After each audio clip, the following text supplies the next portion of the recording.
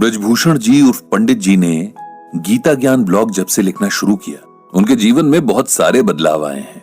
हर बदलाव अच्छा हो ये जरूरी नहीं, लेकिन उनके साथ इस मामले में लगभग सारे बदलाव अच्छे ही हुए हैं। वैसे तो उन्हें बचपन से ही गीता में गहरी दिलचस्पी थी, लेकिन जब से ब्लॉग पर लिखना शुरू किया तब से असल जिंदगी में इसके प्रयोग को लेकर उन्हें बहुत कुछ सीखने को मिला है। लेकिन जैसे एक सर्जन जब बीमार होता है तब अपना ऑपरेशन खुद नहीं कर पाता, नाई अपने बाल खुद नहीं काट पाता, और इससे भी सटीक एक और कहावत कि घर की मुर्गी दाल बराबर होती है, लगभग यही हाल पंडित जी के घर का है। उनकी पत्नी के अलावा उनके घर में 2 बेटे हैं जो अच्छे खासे पढ़े लिखे, समझदार और अच्छी नौकरियों पर हैं।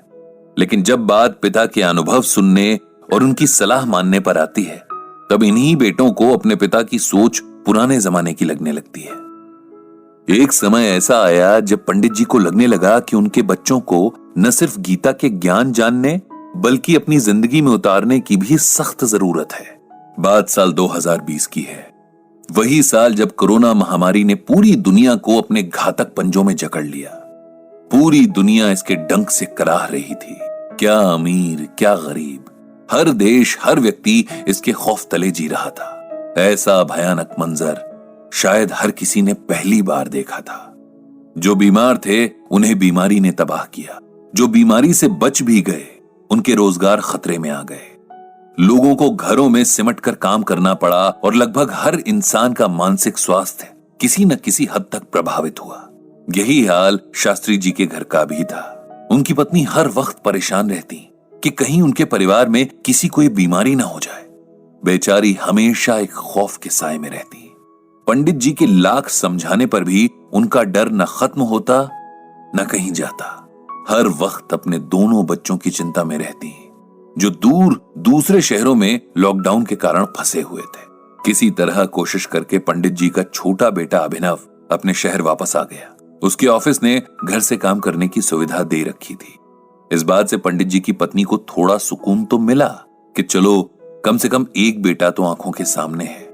उसके आराम, उसके खान पान का पूरा जिम्मा उसकी मां ने ऐसे उठाया मानो बेटा ना हो कोई वीआईपी घर पे ठहरा हो। इधर पंडित जी का इनबॉक्स लोगों के सवालों, दर्द भरी कहानियों से भरा रहने लगा। कोई किसी अपने के चले जाने के गम में खुद को और अपने परिवार को संभालने की सलाह मांगता, तो कोई दिमाग की शांति के उपाय तलाशता हुआ उनके इनबॉक्स में दस्तक देता। कुल मिलाकर हर तरफ बस एक अजीब उदासी का माहौल था।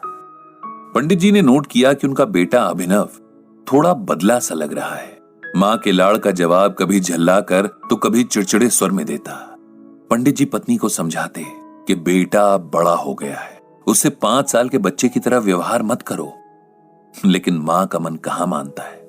सारा दिन बेटा अपने कमरे में बंद रहता। दिन भर उसके कमरे से कभी किसी मीटिंग तो कभी किसी मीटिंग की आवाज आती रहती।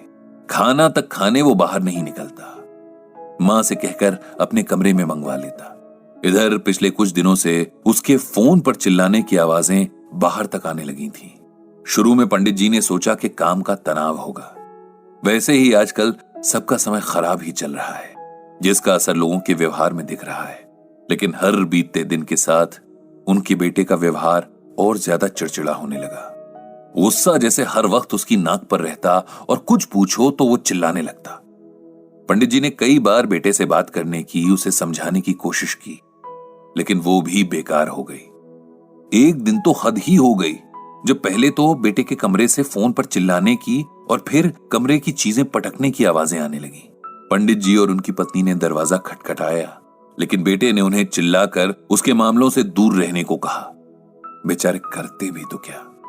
बड़े बेटे से फोन पर यह परेशानी बांटी तो उसने भी यही कहा कि आजकल हर कोई परेशान है, नौकरियां खतरे में हैं, खुद को सबसे बेहतर साबित करने का ऐसा दबाव है कि लोग इसे संभाल नहीं पा रहे।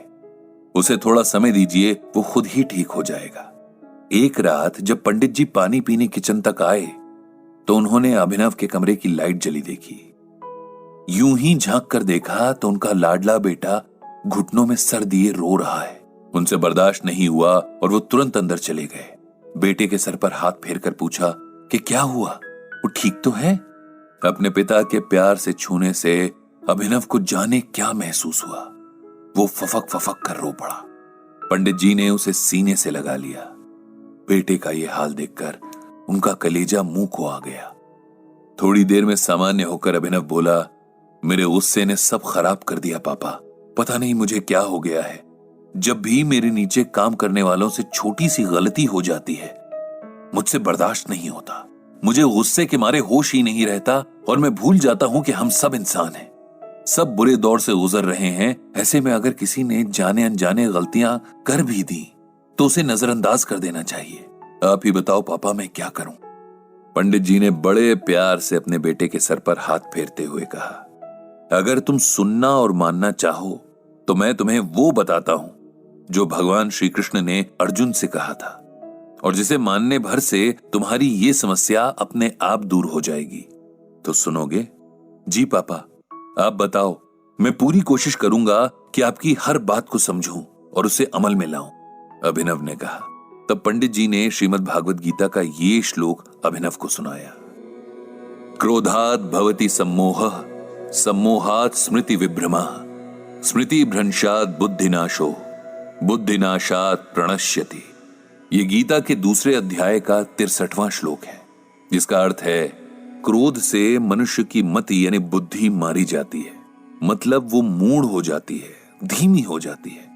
इससे याददाश्त नष्ट हो जाती है।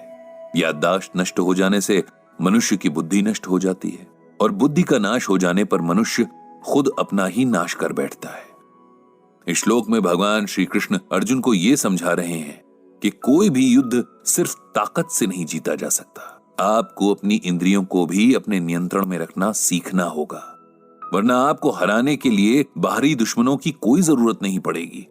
आप खुद के ही दुश्मन बन जाएंगे।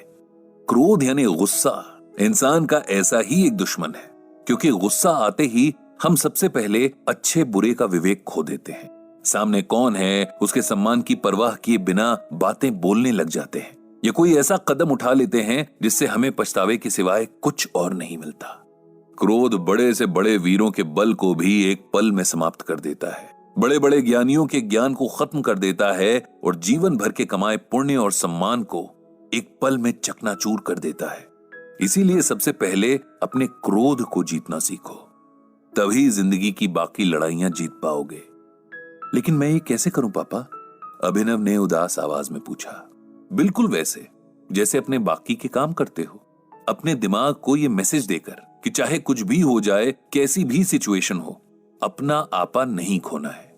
दूसरों की जगह खुद को रखकर देखने की आदत बनानी है, और अगर किसी से कुछ ऐसा हो भी जाए जो गलत हो, हमारा नुकसान हुआ हो, तब भी पूरी कोशिश करनी है कि गुस्से के बजाय शांति और धैर्य से अगले को इसका एहसास कराया जाए।